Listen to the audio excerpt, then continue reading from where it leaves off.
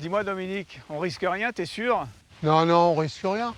Les météorites, tu sais, ça tombe jamais au même endroit.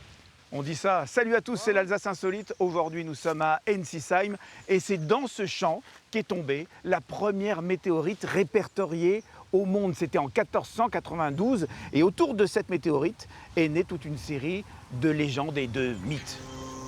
Eric, tu veux la voir en vrai? Ah bah oui, Bah viens, je t'emmène au palais de la Régence à C'est par là? Ensisheim. Eh oui, c'est par là, allez, on y va.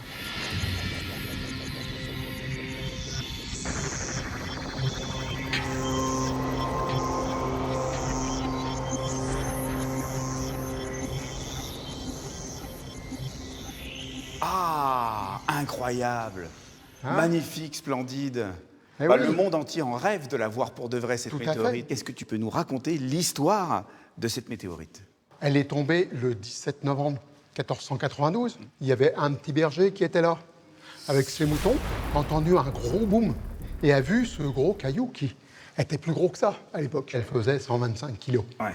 À l'heure actuelle, elle ne pèse plus que 55 kilos. Cette météorite d'Ensisheim a une particularité, et c'est pour ça qu'on est là, c'est que c'est la plus ancienne météorite du monde répertoriée. Elle a 4,7 milliards d'années, donc c'est quand même énorme. C'est le début de l'univers. C'est le début de l'univers, exactement. On sait que c'est une chondrite, puisque maintenant, on sait faire des analyses. De quoi Alors, elle est composée exactement? là, il y a beaucoup de matériaux. Du Il y a fer, du fer, du du lithium, il y a même de l'eau. Incroyable. Incroyable, hein? Elle a des reflets bah, brillants, hein, ouais, c'est il y a ça des- qui est impressionnant. Hein. Ouais.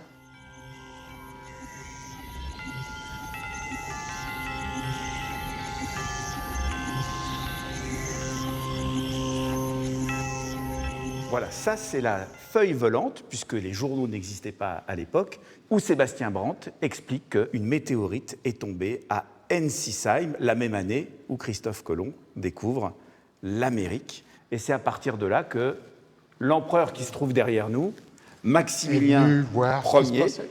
va dire il s'est passé quelque chose d'incroyable à Ensisheim. Exactement. Il est là, il voit l'objet, c'est quelque chose de divin, en définitive. Hein. Ah oui, parce que la météorite est considérée comme un porte-bonheur. C'est C'est un signe du Très-Haut, quoi. J'ai toute ouverture, on va dire. Je vais déclarer la guerre au Bourdon, hein, qui est province de Bourgogne à l'époque. Et puis, en définitive, bah, il va gagner la gagner. guerre.